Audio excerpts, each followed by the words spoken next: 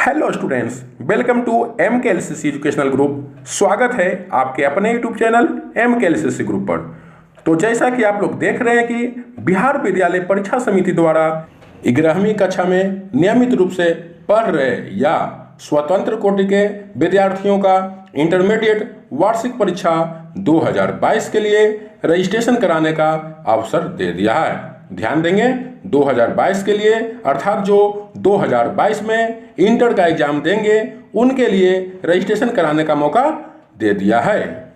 तो इस वीडियो में हम देखेंगे कि ऑनलाइन आवेदन एवं शुल्क कैसे जमा होगी, विद्यार्थियों की पात्रता के संबंध में क्या क्या अनुदेश अर्थात इंस्ट्रक्शन हैं, आवेदन शुल्क कितना लगेगा, फोटो कैसा देना होगा और अगर कोई दिक्कत होती है तो क्या करें, ये सभी बातों के बारे में पूरे विस्तार से जानेंगे। तो वीडियो को स्टार्ट करने से पहले सभी लोग वीडियो को लाइक कर दें और चैनल को सब्सक्राइब नहीं किए हैं तो वीडियो के नीचे लाल बटन दबाकर चैनल को सब्सक्राइब कर दें और ध्यान देंगे जो बगल में बेल आइकन है उसे बजाना ना भूलें ताकि इसी तरह से आप तक एजुकेशनल वीडियो की अपडेट सबसे पहले पहुंच सके। तो चलिए देखते हैं पूरे विस्तार से। तो जैसा कि देख रहे हैं, बिहार विद्यालय परीक्षा समिति द्वारा अभी यह ऑफिशियल न्यूज जारी की गई है। तो चलिए देखते हैं क्या है ऑफिशियल न्यूज। तो देख सकते हैं OFSS के माध्यम से सत्र 2020-22 के लिए 11वीं कक्षा में नामांकित नियमित एवं स्वतंत्र कोटि के विद्यार्थियों का इंटरमीडिएट वार्षिक परीक्षा 2022 हेतु रजिस्ट्रेशन कराने का मिला अवसर। ध्यान देंगे दोस्तों, जो OFSS के माध्यम से सत्र 2020-22 अर्थात जो अभी वर्तमान में एडमिशन कराए हैं 11वीं में OFSS के माध्यम से जो ऑनलाइन आवेदन किए थे उसमें first merit list, second merit list और थर्ड मेरिट लिस्ट अभी वर्तमान में स्पॉट एडमिशन का डेट चल रहा है। तो इसके माध्यम से जो विद्यार्थी 2020-22 हेतु 11वीं में एडमिशन कराए हैं उनके लिए रजिस्ट्रेशन करवाने का अवसर मिला है। वे रजिस्ट्रेशन करवा सकते हैं, उनके लिए रजिस्ट्रेशन करवाने का डेट जारी कर दिया गया। और ध्यान देंगे जो स्वतंत्र कोटि के हैं, एक हुआ रेगुलर और एक स्वतंत्र कोटि के विद्यार्थियों के लिए भी इंटरमीडिएट वार्षिक परीक्षा 2022 हेतु रजिस्ट्रेशन कराने का मौका मिला है। तो इसलिए बढ़िया से समझ लेंगे, जो विद्यार्थी 2022 में एग्जाम देंगे उनके लिए है। अभी जो विद्यार्थी पढ़ रहे हैं इंटर में वो 2021 में एग्जाम देंगे। जो विद्यार्थी का इस बार एडमिशन हुआ 11th में उनके लिए यह महत्वपूर्ण सूचना है, इसलिए कंफ्यूजन में न रहे, ध्यान दें। चलिए विस्तार पूर्वक देखते हैं। तो कहता है दोस्तों, इसके तहत शिक्षण संस्थानों के प्रधान, जो शिक्षण संस्थान के प्रधान हैं वे समिति के वेबसाइट जो सीनियर सेकेंडरी, ध्यान देंगे जो वेबसाइट है seniorSecondary.biharboard.online.com, फिर से सुनिएगा दोस्तों। इसके तहत शिक्षण संस्थानों के प्रधान समिति के वेबसाइट seniorSecondary.biharboard.online.com पर जाकर दिनांक 10/9/2020 से 28/9/2020 तक अपने संस्थान के विद्यार्थियों का रजिस्ट्रेशन कर सकेंगे। ध्यान देंगे, आप लोग के लिए मेन बात यह है कि जो इसके लिए रजिस्ट्रेशन का डेट है वह 10 सितंबर, याद रखेंगे, अर्थात आज से 10 सितंबर 2020 से 28 सितंबर 2020 तक करवा सकते हैं। तो वे आपके स्कूल के प्रधान जो हैं वे समिति के वेबसाइट seniorSecondary.biharboard.online.com पर जाकर आप लोगों का रजिस्ट्रेशन कर सकते हैं। वे ध्यान देंगे 10 सितंबर 2020 से 28 सितंबर 2020 तक ही कर सकते हैं। इसलिए आप लोग स्कूल में जाएं, अपना कॉलेज में जाएं और इसके बारे में अपने विस्तार पूर्वक जानें। तो चलिए और देखते हैं। तो कहता है कला, विज्ञान एवं वाणिज्य संकाय के विद्यार्थियों के लिए विषय योजना। कला अर्थात आर्ट्स हो गया, विज्ञान साइंस एवं वाणिज्य अर्थात कॉमर्स संकाय स्ट्रीम के विद्यार्थी के लिए विषय योजना। कह रहा है दोस्तों, आर्ट्स, साइंस एवं कॉमर्स स्ट्रीम वाले विद्यार्थियों के लिए क्या विषय योजना है उसके बारे में भी दिया गया है। तो कहता है सबसे पहले कला, विज्ञान एवं वाणिज्य संकाय के विद्यार्थियों के लिए जो विषय योजना है वो है देश के दोस्तों अनिवार्य अनिवार्य विषय, तो अनिवार्य विषय चाहे आप आर्ट्स से हो, चाहे साइंस से हो, चाहे कॉमर्स से, भाषा विषय 1 लेना है और भाषा विषय 2। भाषा विषय 1 में आपको हिंदी अथवा अंग्रेजी लेना है, ध्यान देंगे। भाषा विषय 1 में हिंदी अथवा अंग्रेजी जो 100 मार्क्स के होंगे, और भाषा विषय 2 में क्या लेंगे तो हिंदी, अंग्रेजी, उर्दू, मैथिली, संस्कृत, प्राकृत, मगही, भोजपुरी, अरबी, पार्सियन, पाली एवं बांग्ला में से कोई एक जो आप भाषा विषय 1 में नहीं लिए हैं। ध्यान देंगे दोस्तों, भाषा विषय 2 में हिंदी एवं अंग्रेजी दोनों है, तो अगर कोई विद्यार्थी भाषा विषय 1 में हिंदी लिया है तो भाषा विषय 2 में हिंदी नहीं लेगा। उसे छोड़कर जो इतने सारे विषय आपको बोले हैं, जैसे हिंदी, अंग्रेजी, उर्दू, मैथिली, संस्कृत, प्राकृतिक, मगही, भोजपुरी, अरबी, पार्सियन, पाली एवं बांग्ला, इतने सारे विषय में से कोई ले सकते हैं। ध्यान देंगे, जो भाषा विषय 1 में चुन लिए उसे भाषा विषय 2 में नहीं चुनना है। अगर भाषा विषय 1 में अंग्रेजी चुने हैं तो भाषा विषय 2 में अंग्रेजी छोड़कर अन्य विषय चुनना है। तो ये हुआ दोस्तों अनिवार्य विषय। उसके बाद आता है ऐच्छिक विषय। ऐच्छिक विषय में आपको 3 विषय लेना होता है, ध्यान देंगे। पहला भाषा विषय हुआ जिसमें 2 सब्जेक्ट 100 मार्क्स का, टोटल हो गया 200 मार्क्स। उसके बाद ऐच्छिक विषय में आपको 3 सब्जेक्ट लेना है, साइंस वाले साइंस से, आर्ट्स वाले आर्ट्स से, कॉमर्स वाले कॉमर्स से। तो 3 विषय लेंगे तो इसमें 300 मार्क्स हो जाएंगे। जैसे साइंस वाले लेंगे फिजिक्स, केमिस्ट्री, मैथ, या फिजिक्स, केमिस्ट्री, बायोलॉजी। आप मैथ या केमिस्ट्री दोनों ले सकते हैं दोस्तों, ध्यान देंगे, या फिजिक्स, केमिस्ट्री, मैथ, या फिजिक्स, केमिस्ट्री, बायोलॉजी, क्योंकि पिछले बार से आप लोग का जो पैटर्न है वह चेंज हो गया है। पहले था दोस्तों, ध्यान देंगे, क्योंकि बहुत सारे लोग पूछते हैं कि सर क्या लें क्या करें, तो कन्फ्यूजन में ना रहे, बढ़िया से सुन लें। फिजिक्स, केमिस्ट्री और मैथ भी ले सकते हैं, या बायोलॉजी भी। पहले ऐसा नहीं था, पहले था अगर मैथ और बायोलॉजी दोनों लेना है तो आपको फिजिक्स, केमिस्ट्री और बायोलॉजी, एक्स्ट्रा में मैथ लेते थे। मगर पिछले बार से यह नियम चेंज हो गया है, आप एक्स्ट्रा में मैथ को भी ले सकते हैं या बायोलॉजी को भी ले सकते हैं। तो अच्छी तरह से समझ गए होंगे दोस्तों। आपको साइंस वाले को फिजिक्स, केमिस्ट्री, मैथ, या फिजिक्स, केमिस्ट्री, बायोलॉजी, ये 3 विषय चुनना है।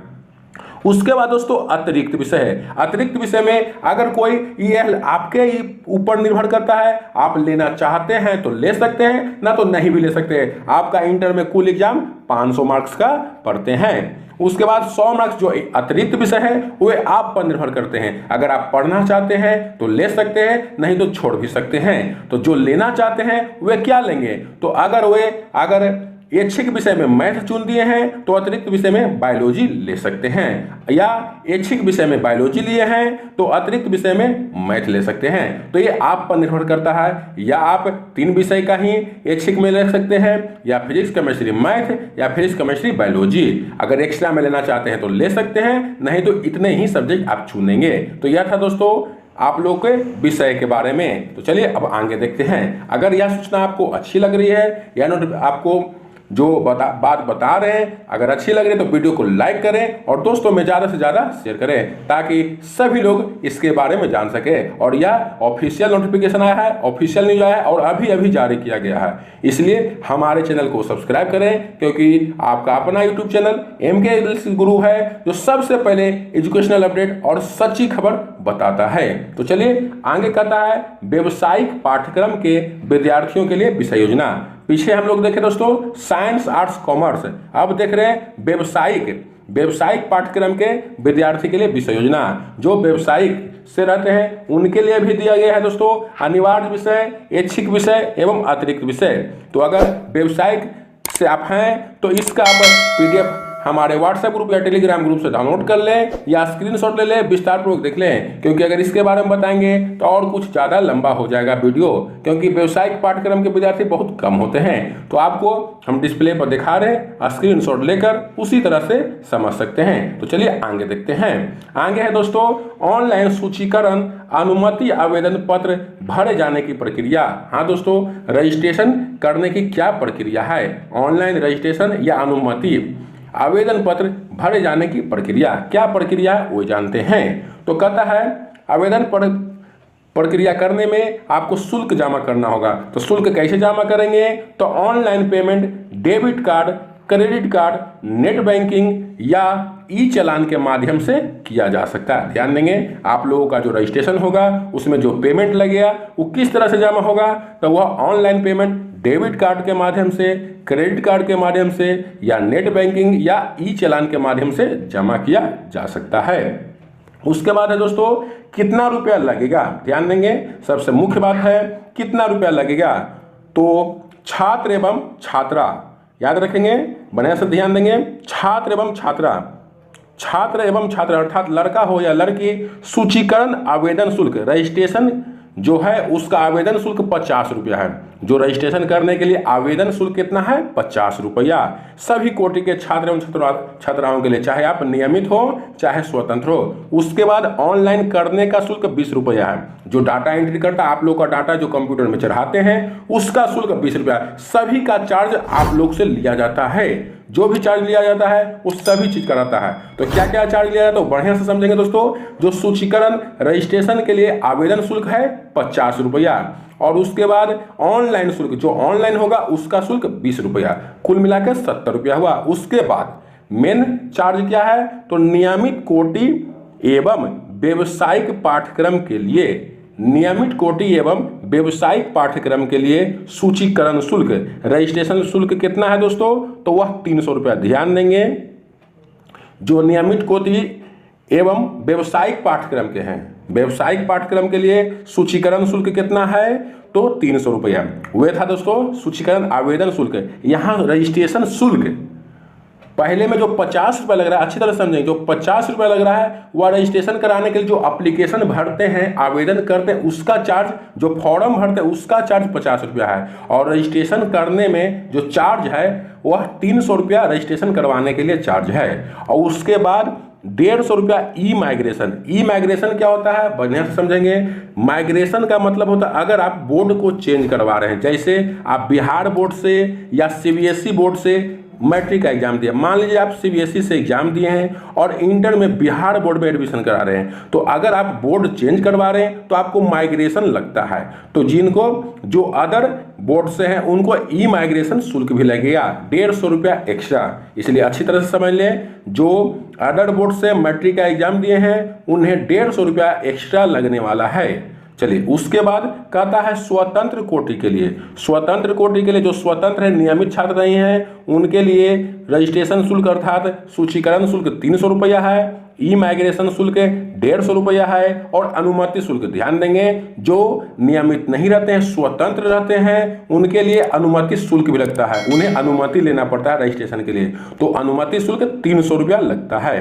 तो कुल मिलाकर ध्यान देंगे, जो नियमित हैं और बिहार बोर्ड से ही मैट्रिक का एग्जाम दिए हैं उनके लिए कुल शुल्क मात्र 370 रुपया। ध्यान देंगे, जो नियमित छात्र हैं और बिहार बोर्ड से मैट्रिक का एग्जाम दिए हैं उनको 300 रुपया रजिस्ट्रेशन का चार्ज लगेगा। वो 300 रुपया किस तरह से लगेगा, तो जो रजिस्ट्रेशन शुल्क है 370 दोस्तों 370 रुपया, वो किस तरह से, तो जो रजिस्ट्रेशन शुल्क है 300 रुपया, 50 रुपया सूचीकरण के लिए रजिस्ट्रेशन के लिए आवेदन शुल्क और 20 रुपया ऑनलाइन का शुल्क है, कुल मिलाकर 370 रुपया लगेंगे।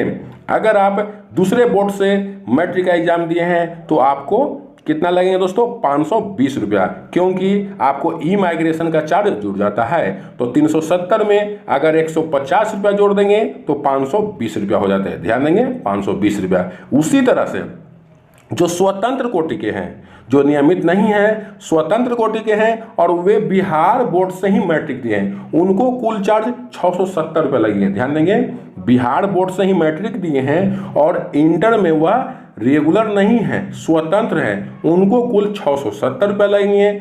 वही अगर जो विद्यार्थी बिहार बोर्ड से मैट्रिक का एग्जाम नहीं दिए हैं और वे क्या स्वतंत्र हैं तो उनको 820 रुपये लगने वाले हैं। यह था पूरी डिटेल, आप लोगों को कितना लगेगा एक बार फिर से बोले तो दोस्तों, जो नियमित हैं, रेगुलर हैं और बिहार बोर्ड से मैट्रिक का एग्जाम दिए हैं उनको रजिस्ट्रेशन के लिए कुल 370 रुपये लगेंगे।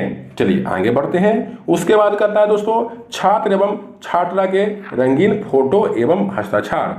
तो कैसा आप लोग का फोटो एवं सिग्नेचर लगेगा उसके संबंध में भी सूचना दिया गया है। तो कहता है छात्र एवं छात्रा के रंगीन फोटो एवं हस्ताक्षर के संबंध में कहता है इंटरमीडिएट वार्षिक परीक्षा 2020-22 की परीक्षा में सम्मिलित होने वाले छात्र छात्राओं एवं उनके अभिभावकों तथा शिक्षण संस्थान के प्रधान को विशेष रूप से सूचित किया जाता है कि जिन छात्र छात्राओं का ऑनलाइन सूचीकरण आवेदन भरा जाएगा उस पर संबंधित छात्र एवं छात्रा का फोटो का साइज एवं प्रकार निम्नवत रहना अनिवार्य है। ध्यान देंगे, फोटो का साइज एवं प्रकार इसी प्रकार रहना चाहिए, नहीं तो रद्द हो जाएगा रजिस्ट्रेशन। तो किस प्रकार रहना चाहिए दोस्तों? तो आप लोगों का फोटो का साइज 35 mm गुना 30 mm अर्थात 35 बाई 30 mm का होना चाहिए। और प्रकार कैसा? तो जेपीजी फॉर्मेट या जेपीईजी फॉर्मेट। ध्यान देंगे, ये फॉर्मेट होते हैं जेपीजी या जेपीईजी फॉर्मेट। और जो साइज रहेगा 40 से 100 KB के बीच। उसी तरह से जो हेड का साइज, फोटो में आपके सिर, आपका जो फेस है उसका भी साइज दिया गया है, वह 25 mm बाई 20 mm का होना चाहिए। कितना का देखते हैं दोस्तों, फोटो पासपोर्ट साइज रहता है और चेहरा बहुत छोटा कर देता है, बहुत दूर से खींच रहा है, तो वैसा फोटो नहीं चाहिए। उसके फेस का साइज 25 mm बाई 20 mm होना चाहिए। और बैकग्राउंड कैसा होना चाहिए? तो प्लेन व्हाइट, याद रखेंगे, बैकग्राउंड प्लेन व्हाइट या लाइट ग्रीन होना चाहिए। उसके बाद दोस्तों हस्ताक्षर अर्थात सिग्नेचर भी जेपीजी या जेपीईजी फॉर्मेट में होना चाहिए। और जो इसका साइज है 3.5 सेंटीमीटर बाई 1 सेंटीमीटर, याद रखें 3.5 अर्थात 3.5 सेंटीमीटर चौड़ाई होगा और 1 सेंटीमीटर ऊंचाई होगा। और इसका आकार कैसा होगा? तो 5 से 20 KB के बीच। ध्यान देंगे, फोटो 40 से 100 KB के बीच एवं सिग्नेचर 5 से 20 KB के बीच। अगर इससे अधिक रहेंगे तो उनका फॉर्म नहीं फिलअप होगा, रजिस्ट्रेशन के लिए आवेदन नहीं हो पाएगा। चलिए आगे देखते हैं। उसके बाद कहता है ऑनलाइन सूचीकरण आवेदन पत्र भरने एवं शुल्क जमा करने में किसी प्रकार की असुविधा होती है तो समिति हेल्पलाइन नंबर भी जारी किया गया है। ये नंबर पर आप संपर्क कर सकते हैं। अगर रजिस्ट्रेशन कराने में आपको कोई दिक्कत हो रही है तो इस पर आप संपर्क कर सकते हैं। अगर कोई दिक्कत, कोई समझ में नहीं आ रही है बात, तो आप इस पर संपर्क कर सकते हैं। तो याद था दोस्तों, बिहार विद्यालय परीक्षा समिति द्वारा ऑफिशियल न्यूज जारी किया गया था, जो अभी जारी किया गया है। तो आप लोगों को हम अपने यूट्यूब चैनल MKLCC ग्रुप के माध्यम से आप लोगों के सामने पूरी डिटेल को रखें। तो अभी तक हमारे चैनल को सब्सक्राइब नहीं किए हैं तो वीडियो के नीचे एक लाल बटन होगा, उसे दबाकर चैनल को सब्सक्राइब कर दें और बगल में जो बेल आइकन होगा उसे भी बजा दें, ताकि आप तक इसी तरह से सभी एजुकेशनल अपडेट सबसे पहले और सही खबर मिल सके। तो आज के लिए इतना ही, फिर मिलेंगे नए वीडियो के साथ, तब तक के लिए धन्यवाद।